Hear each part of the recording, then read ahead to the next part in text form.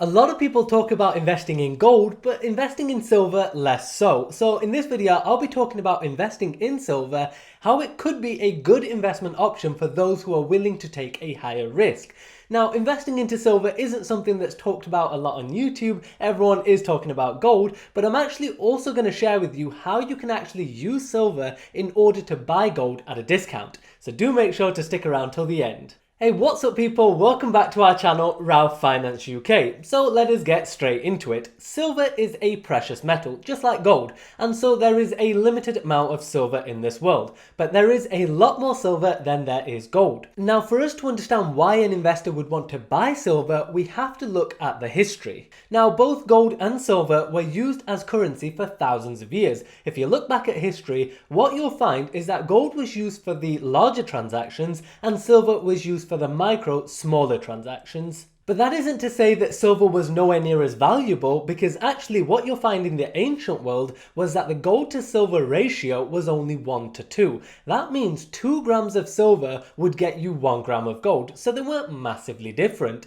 Now around 300 BC, that gold to silver ratio became 1 to 13. So now someone would need 13 grams of silver to get 1 gram of gold. So now you needed more silver to buy gold. Now there was actually a perfectly valid reason for this ratio to go up, and that was that mining techniques had improved. So whenever someone mined silver, they would end up with more silver than before because of the improvement in mining. So naturally this led to a higher mining output of silver, and so it is just the traditional supply and demand scenario. I mean, you increase the supply, the demand decreases. So like I said, now you needed 13 grams of silver for 1 gram of gold. Then we get to the times of the Roman Empire. They officially set that gold to silver ratio at 1 to 12. Now this actually held all through the Roman Empire until the late 1700s. At this point it was now the US government who fixed the ratio, and they fixed it to 1 to 15. And then we had a big change in the 1800s. Now if you've watched my previous videos, you'll know about the gold paper certificates. So prior to the 1800s, people were still using physical gold as a currency, but the US government, they decided to then release the gold paper certificates, which was directly linked to physical gold. So the idea was for you to put your gold in the bank, and in exchange you got these paper certificates, and this was really helpful to have smaller denominations. I mean, it's really difficult to cut gold and give someone a small piece of it, but these gold paper certificates overcame that issue. Now this had a huge effect on silver, because now the main use of silver as a currency became less and less important. Remember that silver essentially complemented gold as a currency. It was used for the smaller transactions, but if you have these paper certificates, then essentially that replaces the need for silver. And we can see the effect of this very clearly. I mean, by 1940, that gold to silver ratio went to 1 to 98. So now you needed nearly 100 grams of silver to buy 1 gram of gold. Whereas just before the gold paper certificates first came out, you would only need 15 grams of silver to buy 1 gram of gold. Now what's interesting is that gold to silver ratio did return to the 1 to 15 by 1967, but it did not hold for long, and by 1991 it had reached a then all-time high of 1 to 100. Since then, we have seen that ratio drop all the way down to 1 to 38, and we've also seen it at an all-time high of 1 to 121. Currently, it is on just under 1 to 80. So, bearing all of this in mind, what does this tell us about silver? Well, I think silver is a speculative buy, i.e. the main strategy is that you speculate that that gold to silver ratio will go down. So if you believe it will go down to say 1 to 40, then what you would do is you buy silver now, hold that investment until that gold to silver ratio hits around the 1 to 40 mark. So considering it's 1 to 80 now, that move would essentially allow you to buy gold at half the price. And essentially this is a strategy many silver investors use. Now before I go on to an actual example, I just want to say if you are finding value out of this video, then do hit that thumbs up button. That way you get more of my videos recommended to you. So if we consider an example, let's say we buy 1 kilogram of silver now for just over £580. Now because that gold to silver ratio is currently 1 to 80, this means that 1 kilogram of silver is essentially equivalent to around 13 grams of gold, which is of course still worth £580. I mean, you're just moving over from silver to gold at the same cost. But if we now hold that 1 kilogram of silver until that gold to silver ratio returns to 1 to 40, then our 1 kilogram of silver would be equivalent to 25 grams of gold, which has a value of around £1,100 at today's rate. So essentially, you buy silver now and you wait until that ratio drops, then you sell the silver and you buy gold. Now, of course, we would have to believe both silver and gold would increase in value in the long term, but it is important to understand that this strategy even works if gold and silver drop in value, because all this strategy relies on is that silver becomes more valuable relative to gold. So i.e. gold goes up in value and silver goes up in value at a quicker rate, then the strategy would work. But the strategy would also work if gold drops in value and silver drops in value, but silver drops at a slower rate.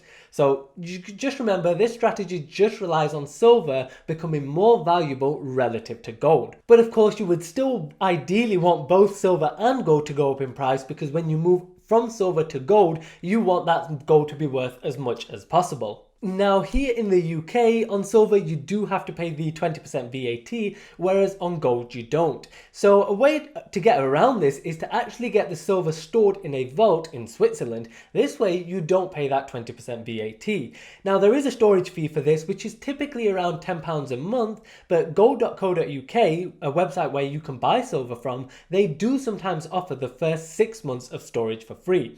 Now, this does of course mean you can't take the delivery of the physical silver at your home because it's in a vault in Switzerland. So you can buy physical silver and take delivery of it, but alternatively, you can buy into a silver ETF.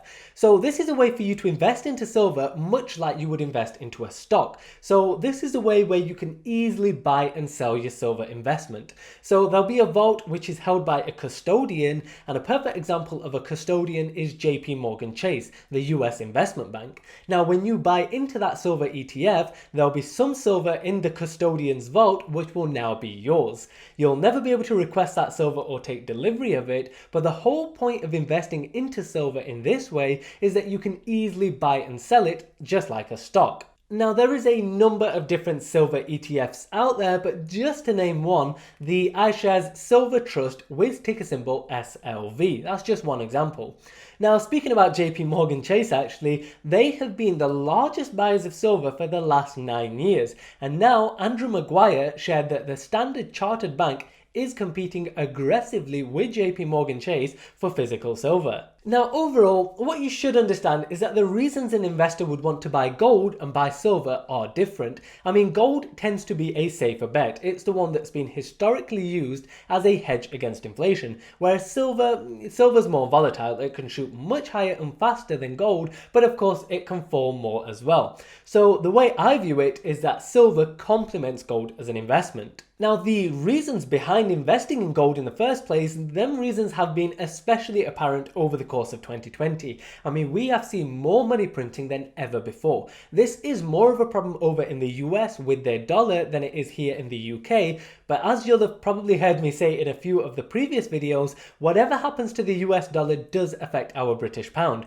The US dollar is the world reserve currency, and it has been since 1944. 70% of all currency reserves in the world are in the US dollar, so we have to consider the US dollar.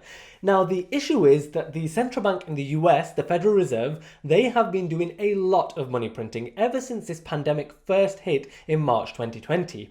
We saw them print $3 trillion just in 2020, and there are estimates to say that 20% of all US dollars were created just in 2020. Now, when people hear these sorts of facts, they do want to protect their wealth. They don't really want to hold on to cash anymore because of these fears of the cash depreciation. And we can see it happen. The dollar has lost 95% of its value since 1940, and that is due to this colossal money printing. Now, gold has historically been used as a hedge against inflation, so this is why investors are looking at gold now as a way to protect their wealth. And silver is a perfect way to buy into gold at a discount. So we should be managing the size of gold and silver in our portfolio accordingly, and these relative sizes really do depend on the amount of risk you are willing to take. So if you found value out of this video, then hit that thumbs up button. That way you get more of my videos recommended to you, and if you hit subscribe, you won't miss the next one. I hope to see you on the next one. Take care.